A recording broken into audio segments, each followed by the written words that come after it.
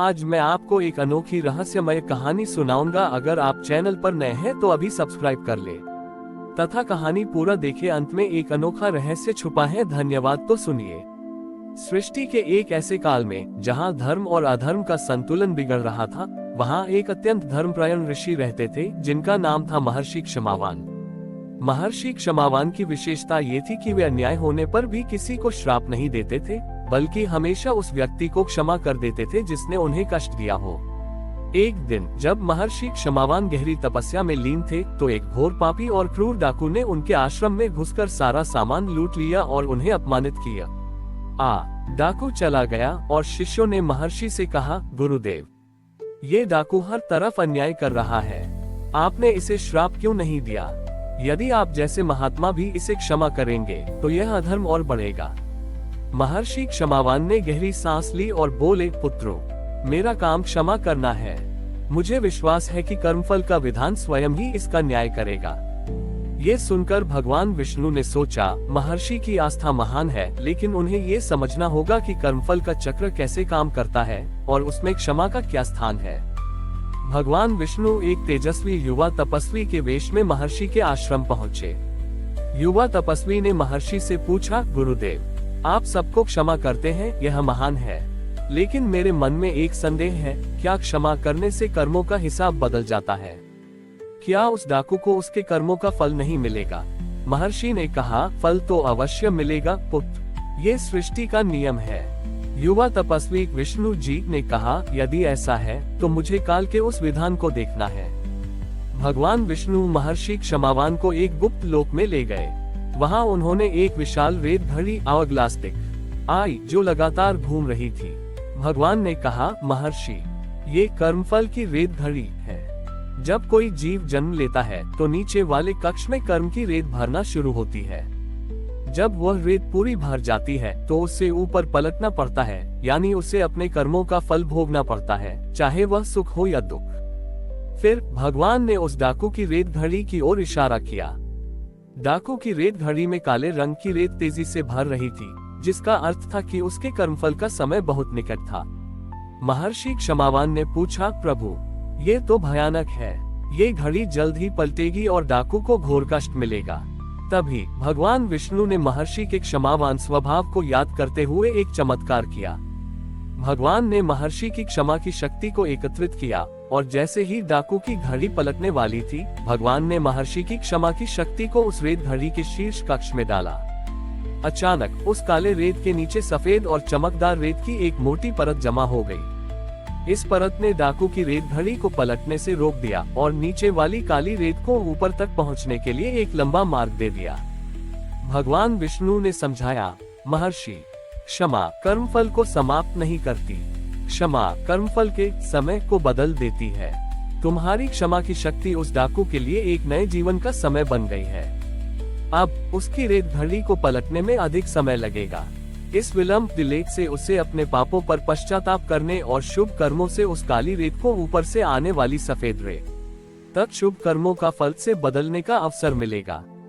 भगवान ने निष्कर्ष निकाला, कर्म का फल अवश्य मिलेगा, लेकिन क्षमा उस अवसर को पैदा करती है जहां बुरे कर्मों का फल भुगतने से पहले जीवन को सुधारा जा सके।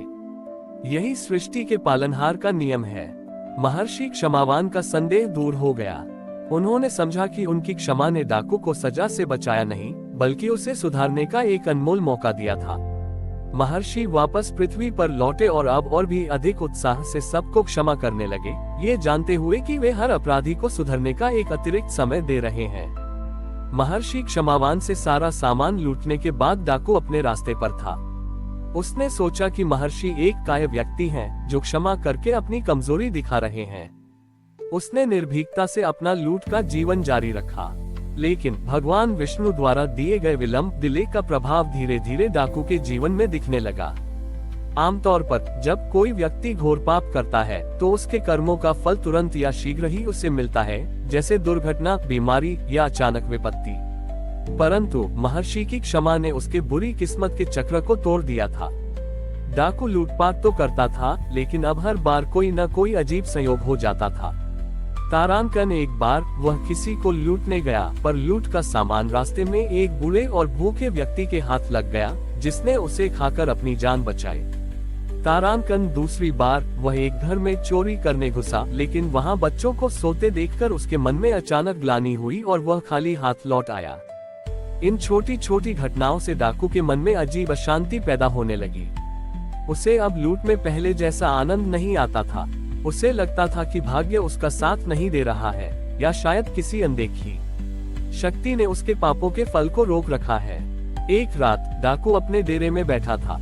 उसने अपनी लूटपाट का हिसाब लगाया, लेकिन उसे लगा कि वर्षों की मेहनत के बावजूद वह पहले से अधिक अकेला और दुखी है। उसी रात डाकू को सपने में वह विशाल कर्मफल की रेत घड़ी दिखाई दी। उसने देखा कि उसके नीचे का कक्ष, जो पापों की काल बड़ी ही रेत से भरा था, उस कक्ष और पलटने वाले शीर्ष कक्ष के बीच सफेद रेत की एक चमकीली परत पड़ी है। ये परत महर्षि क्षमावान की क्षमा की शक्ति थी। डाकू ने सपने में एक दिव्य वाणी सुनी, ये तुम्हारी क्षमा का समय है। तुम्हारे कर्मों का फल रुका हुआ है, लेकिन समाप्त नहीं हुआ है। तुम्हारे पास समय है कि तुम इस काली रेत को अपने शुभ कर्मों से बदल सको। नींद से उठते ही डाकू का हृदय परिवर्तन हो गया। उसने महर्षि क्षमावान का आश्रम तुरंत ढूंढ निकाला।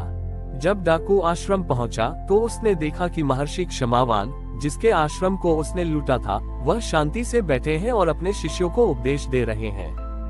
डाकू ने महर्षि के चरणों में गिरकर अपने सारे पापों की क्षमा मांगी। उसने कहा, गुरुदेव, मुझे पता नहीं था कि आपकी क्षमा ने मुझे दंड से नहीं, बल्कि एक अमूल्य अवसर दिया है। मेरी क्षमा की घड़ी को जिसने रोका है, उसने मुझे अपने पापों को धोने का मौका दिया है।